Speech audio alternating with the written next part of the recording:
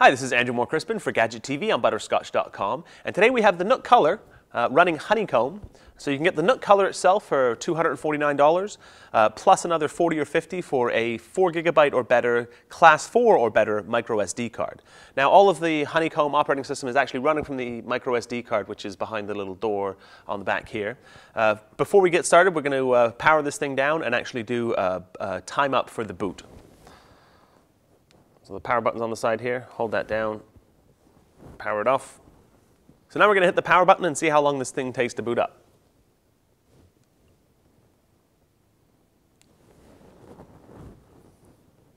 So that was 52 seconds from actually hitting the power button to getting the lock screen on Honeycomb.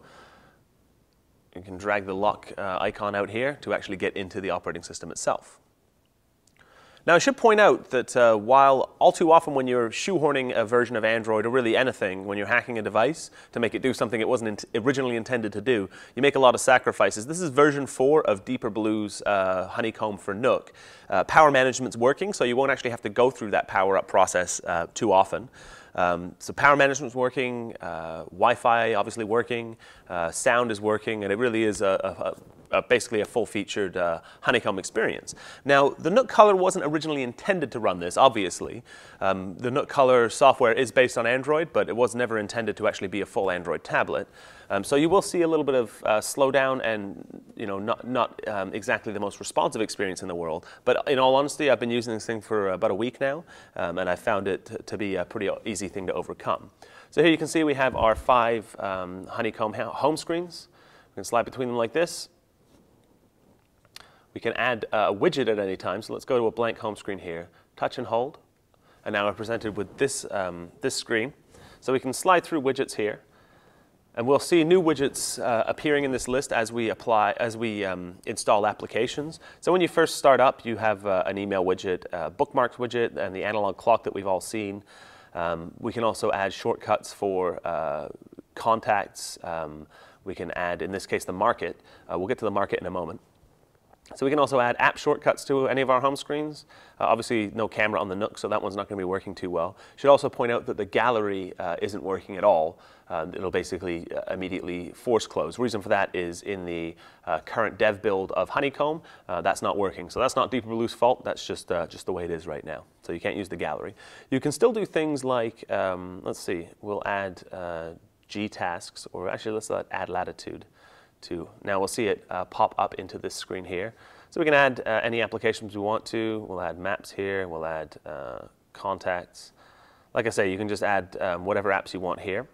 We can also, if we tap on wallpapers, we can see some of the wallpaper options that we have here.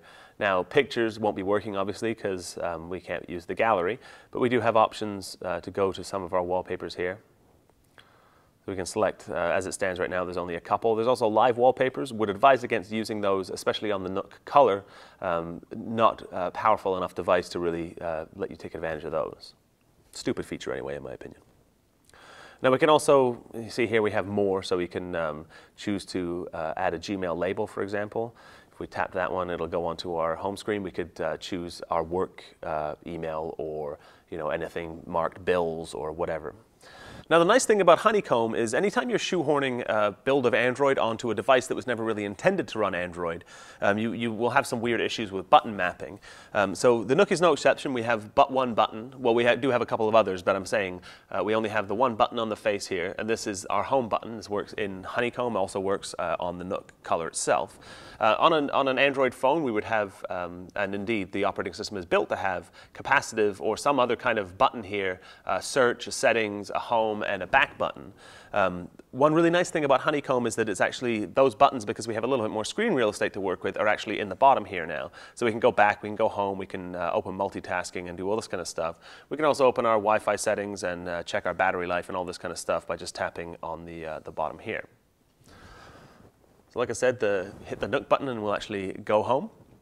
The major hurdle to Honeycomb on the NOOK Color is that the build of Android that you will be putting on your micro SD card and behind here doesn't actually have the Android market. So you'll actually have to go through quite a few fairly complicated steps in order to get the market on there. It took about an hour. I'm sure if you're more computer savvy, you can get it done faster. Less savvy, you'll have to be following all of the tutorials and all that kind of stuff. But it's basically we did it on the Mac, and it's a lot of terminal hacking and getting the NOOK to be recognized in terminal, and actually forcing different little images, APKs, onto the NOOK Color. But the end result is that we actually do have, if we tap apps here, we actually do have the market. Let's see here, right here. And first thing I tried to install, maybe as an homage to the NOOK Color, was the NOOK software, so I could read whatever books I've purchased on the NOOK on the NOOK Color running Honeycomb. Strangely enough, it's not on there, so you will find a few little kind of snafus like that where not all of the apps are going to be available to you. But believe me, going through the initial trouble to get the Google apps like Gmail and Maps and navigation and all that kind of stuff, plus the Android market onto the Honeycomb device, it's definitely going to be worth it. Otherwise, you'll have to go through that process anytime you want to add any app. You'll have to basically get the NOOK recognized, push the APK onto the device. So you can see here we have access to pretty close to a full market. We can tap on any app that we want, get a bit of an idea of what it's all about, choose to install. And as I mentioned before, we can use the back button here, so that's really nice to not have to just go home and then go back into the market. You can see here basically any of the apps. These will be running in more or less a smartphone mode. The best way to show you that is to go into Gmail here.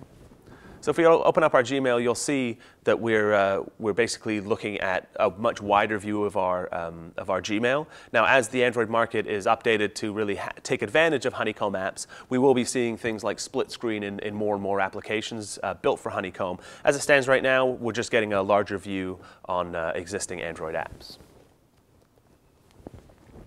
So there you have it. What I would argue is the best sub $250 Honeycomb tablet going. Got to add in the 40 bucks for the micro SD card, making it still arguably the best Honeycomb tablet sub $300 that's available out there. So that's a quick look at the NOOK Color running Honeycomb Android 3.0. For Gadget TV, I'm Moore-Crispin. For more sweet stuff, visit butterscotch.com.